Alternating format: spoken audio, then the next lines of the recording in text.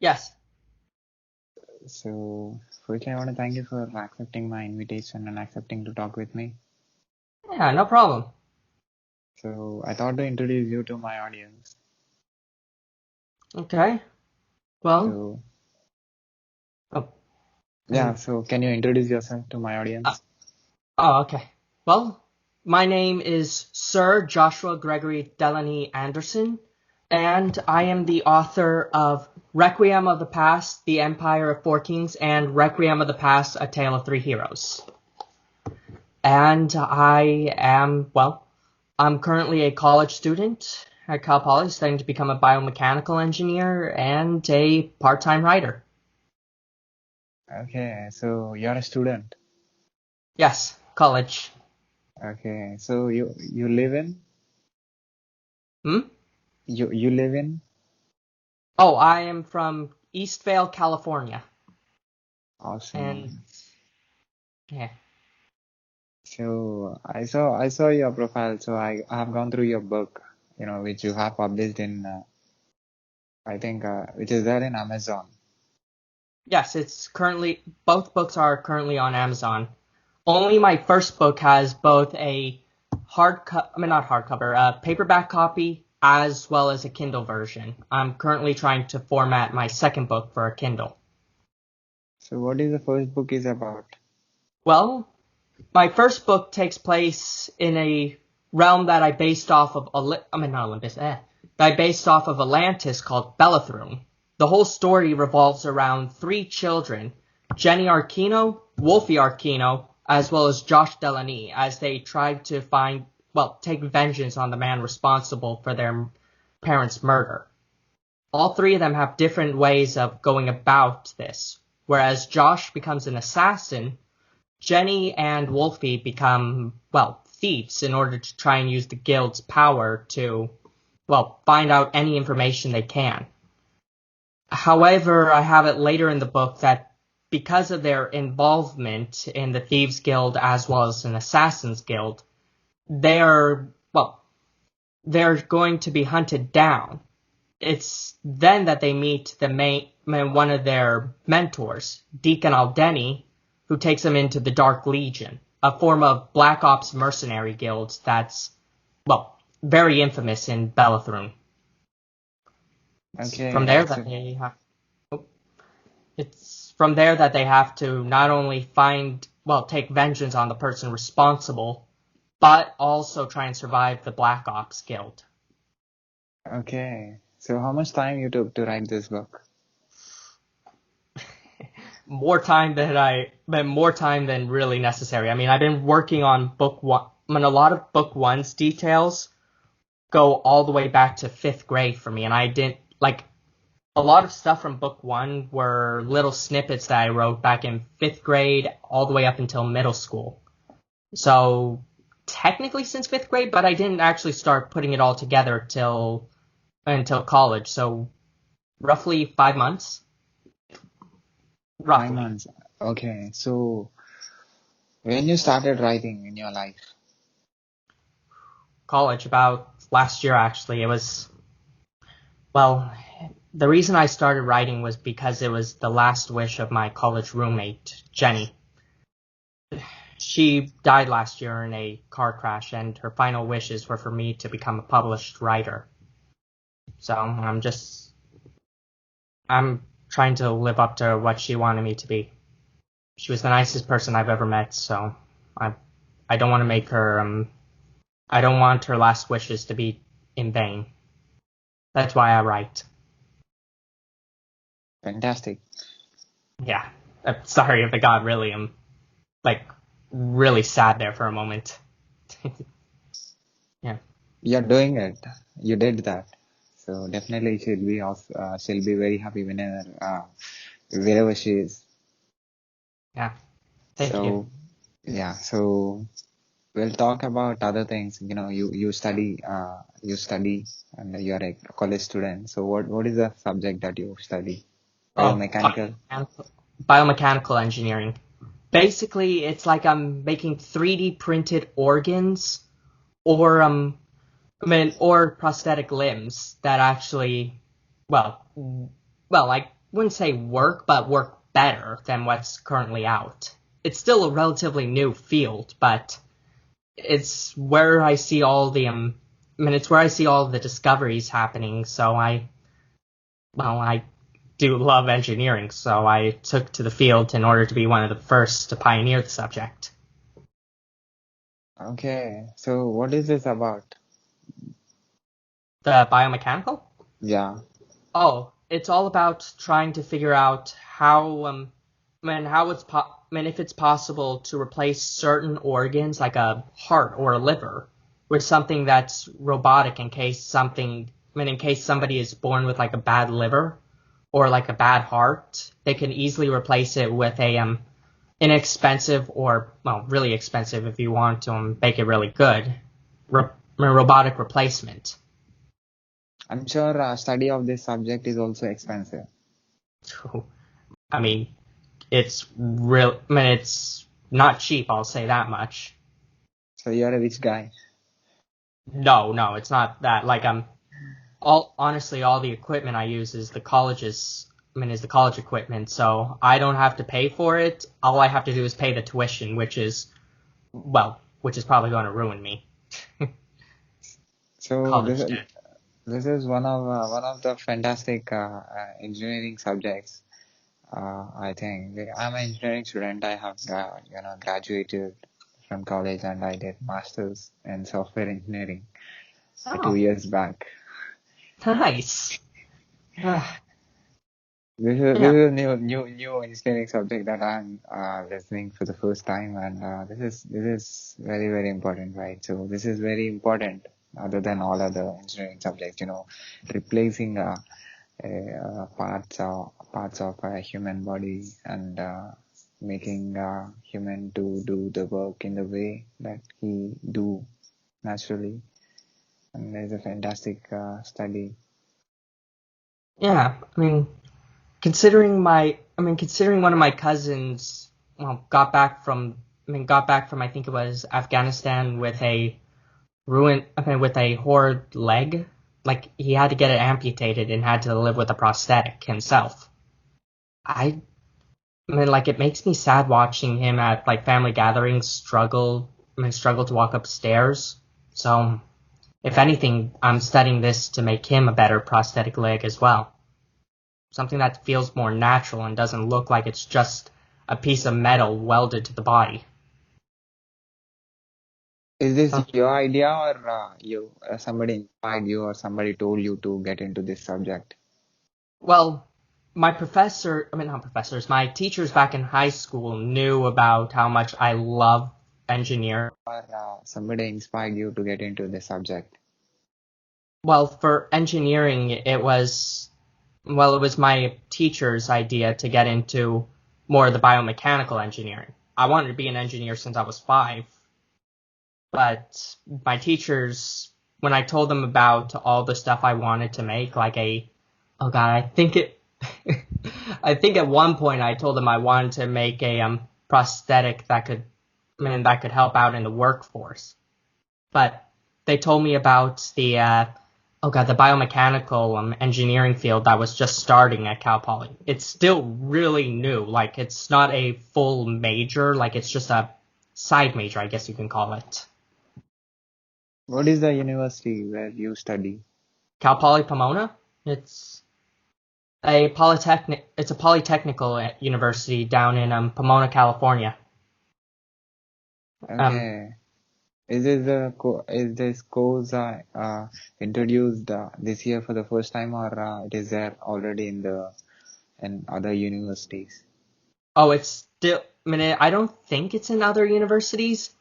I think it's only at Cal Poly for the moment. I haven't heard about it from any other universities. In the entire world? I'm not entirely sure. Okay. Okay. So this is biomechanical is a different subject, and writing is completely a different subject. So you are doing multitasking.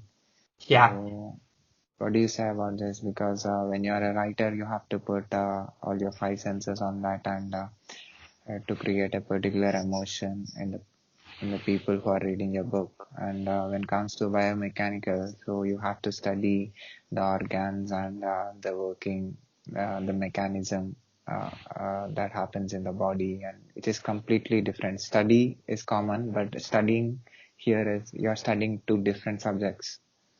Yeah, well, honestly, when it comes down to it, like, it would have taken me a lot less time because I already had all the materials to write the book. It just took me a while because I had to find a day or maybe even a few days to just sit down and write it. When it comes to writing, yes, you have to use all 5 sentences for the emotions.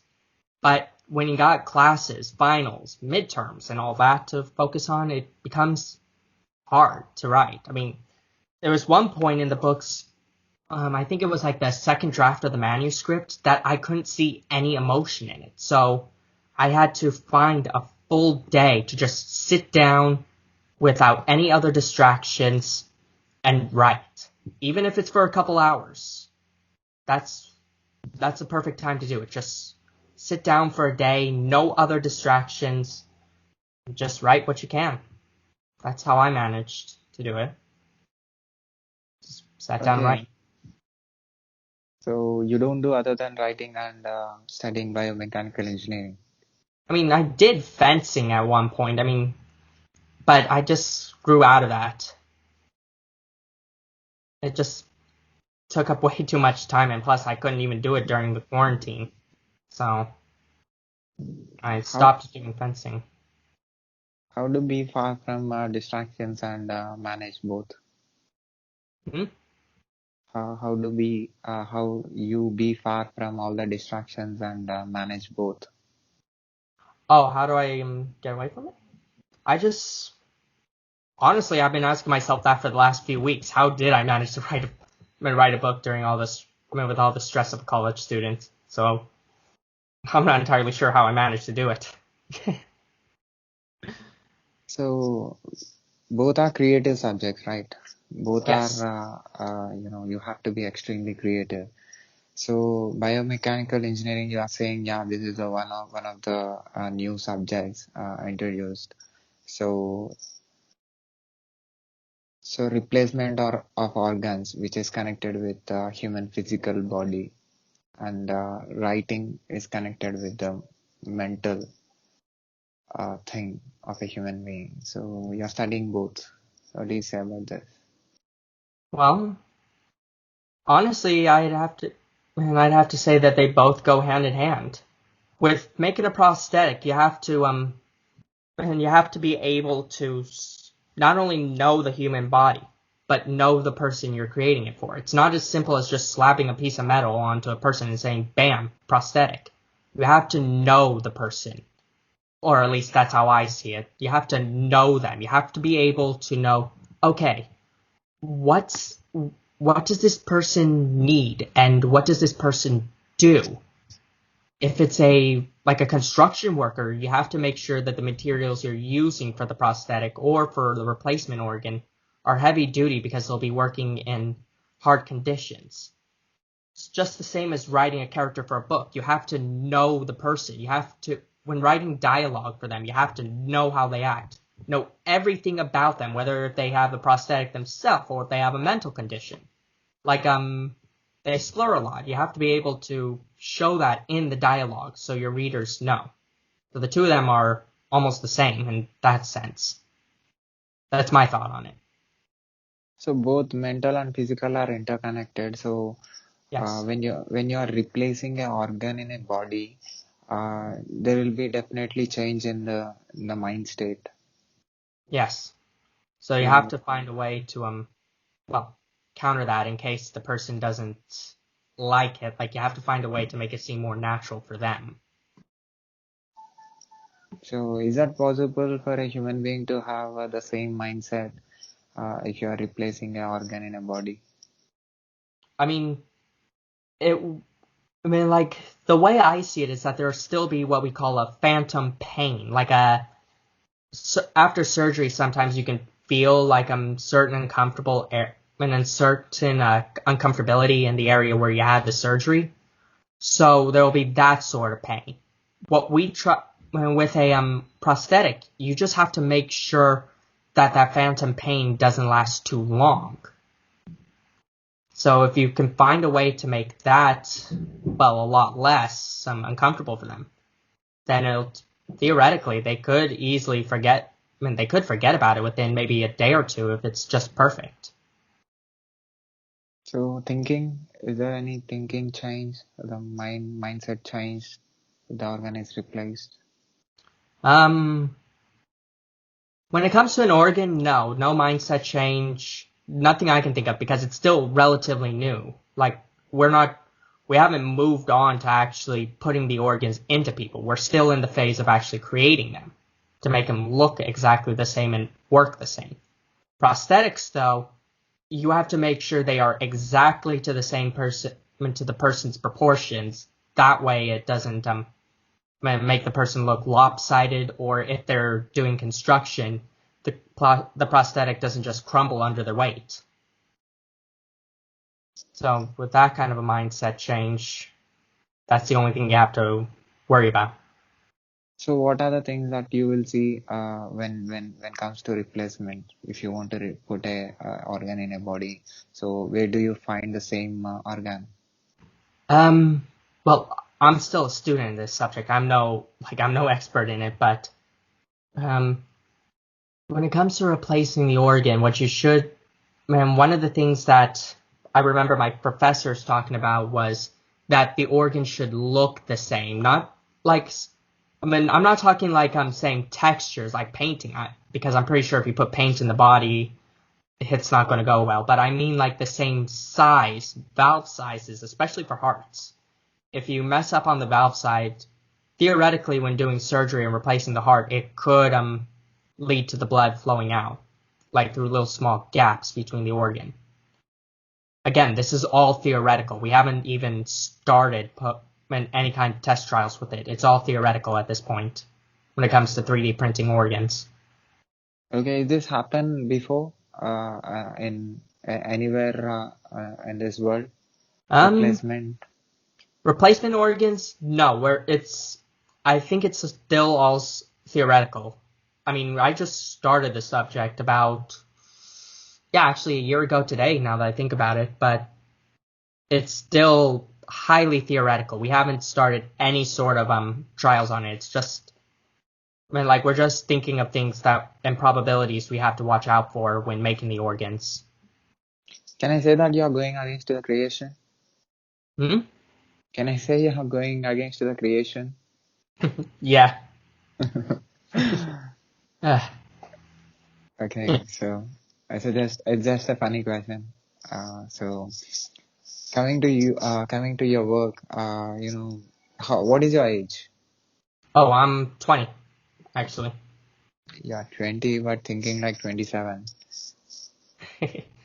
I've been told I look like I'm 30 before, so you're not far off. Okay.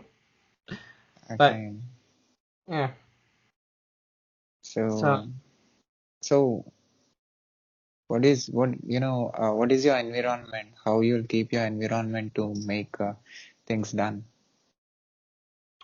Well, firstly, a lot of coffee. A lot of coffee helps out with keeping me awake while studying as well as writing. That's one of the things that helps out. Do you meet people? Actually, I don't talk to a lot of people. I'm highly introverted, but my friend Jenny me and my friend Jenny met during orientation when she nailed me in the back of the head with a water balloon. College freshman orientation. A lot of fun. Now you became extrovert because of her. I grew to become an author all because of her.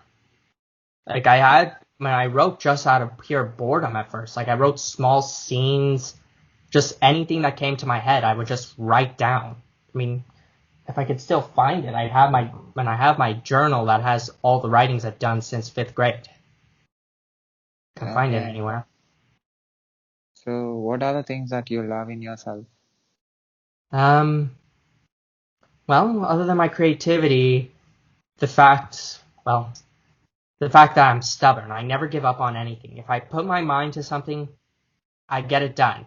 I don't quit. I do move on I do move on to something if that other something is extremely important. Like I would put down my writing to get to study for a class if I have like a very important test the next day.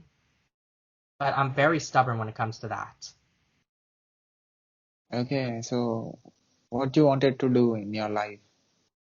Well, when I was younger, I wanted to be a professional athletics fencer, but that dream sort of went sideways once I got to high school and found out my high school never had a fencing team. So from high school, I wanted to be part of a marching band. I did that for 4 years, and it was a lot of fun.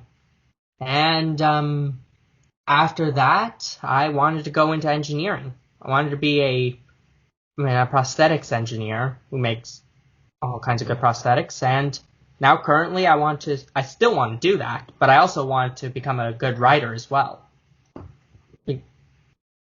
Yeah, not a writer that's on par with like Rowling or Tolkien's work, because those guys had a lot longer to get their, well, those guys have been doing it a lot longer than me. I just want to be at least known, not world known, just known by my community. What is your percentage in your high school? What is your percentage? What percentage you got in your high school? Oh, if I remember correctly, it was a 4.2 GPA. 4.2 out of? And a 4.2 out of a 4.0. Nice. I think that is more than 90%. Yes, a lot more than 90%. Okay, so you are genius. A lot of all-nighter studying hours. That's the easiest way to put it. Okay, so have you seen any videos of mine, previous videos on YouTube? Honestly, last night I did watch watch your interview with the that British author, your most recent one, just to get an idea of what I was walking into before I went on my interview with you. But before that, no, I've never seen one of your videos. Okay, so do you have anything to say to the authors and writers and people who watches this video from anywhere on this planet? Don't give up. If you have a good idea, don't give up just because somebody else beat you to it. You're the only one who has that idea. Nobody else can write it the same way you do. So just write your idea. If it doesn't reach a lot of people, oh well, at least you write for yourself, not for anybody else. That's all I have to say. Awesome. Can I put this video on my YouTube channel and on internet, on social media with your permission? Yeah, all I ask is that you link both of my books. That's literally my only that's literally the only request I have. Yeah, I'll put your book in my collection, and I'll put that link in the description of this video on YouTube. Awesome. Thank you. After the second book release, we'll do another video. Oh, the second book's already been released. Like, it was released maybe, almost a month ago today, actually. Okay, so what you didn't say about it? You didn't say about your second book. I didn't sell much of the second book, no. It's still relatively new. You didn't said. You didn't said about your second book. I didn't sell a lot of copies of it, no. Said. You didn't say. You didn't say about your second book. Oh, second book. Requiem of the Past, The Empire of Four Kings continues the story from my first book. It didn't live. Don't think that my first book ends on a cliffhanger. It doesn't. The second book is the same characters, same place, same era, just a few new faces and a few new elements to the story. I'm not going to go I don't want to go much into it because I kind of wrote it in a way that if I even say a little about it, it's going to give huge spoilers. Kind of wrote myself into a corner with it, but when it comes to my writing, I see my first book as as me just testing the waters as a writer. My second book, that's my flagship, my piece de la résistance, as a few people in my high school or my college have said about my writing. So I really rather let the readers figure out more about book 2, because I honestly probably would give a spoiler away by accident if I talk about it. If that's okay. Do you have third book in your mind? Actually, yeah, I have a partial manuscript ready for book 3. And I have a lot of other smaller projects as well. I mean, honestly, the one that I'm really excited to release is a sort of a horror comedy where it's a vegan vampire that only turns vegans into vampires. Okay. Which was based off of the idea that one of my friends said, like, God, can you believe if a vegan was turned into a vampire? I told them I would make a story out of that. Nice. Yeah. Thank you. Nice. I want all your 3 books to reach a lot of people in the world, and they read your books and they read your imagination. Thank you. Thanks for coming to my show and giving me your valuable time. Yeah, no problem. And thank you for coming to me for the interview, because honestly, I see this as not only a good time or a good way for me to get more book sales going, but also a way to reach more people. I mean, I remember when I was young and and trying to talk to I think it was like a handwritten letter I sent to Rowling when I was maybe 8 or 9. Never got a response back from it, I think, but still, I don't want to be one of those writers that doesn't acknowledge the fans.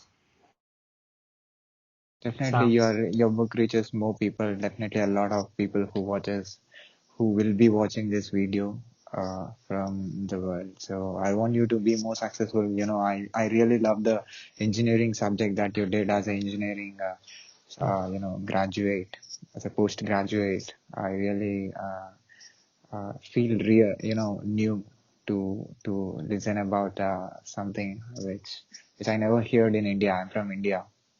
Oh. Yeah. So I never heard about that subject, and I'm going to introduce that subject in my country, maybe. I mean, to the people, at least to my subscribers. Yeah, I mean, it's still relatively new. Like, it's very theoretical, so I don't think if any of the colleges here in California or here in the States have it, I mean, it might be nice to see other places have it, but it's still relatively new here, so I doubt there's much to make a full major out of. I mean, even here, it's not even a major, it's a side major, or a minor, actually. So if we still be connected, if you still remember me, after doing the first surgery, after first replacement, don't forget to inform me so that I can tell about the surgery and how you did to the world through me. Oh, I can assure you, after that first surgery, after that first organ is made, I'll be sure to tell you so we can do an interview about it. And so I can describe remember me. Hey, when it comes to me, I remember I might not be able to put names to faces, but I do remember faces real well. Okay. Yeah. Keep going. Keep rocking. I will. And you keep doing all these interviews. I looked through a lot of your videos. You're amazing, dude. Just hats off to you. Keep doing what you're doing as well. Thanks, man. Thanks. Yeah, no problem. Take care. Thanks. You too.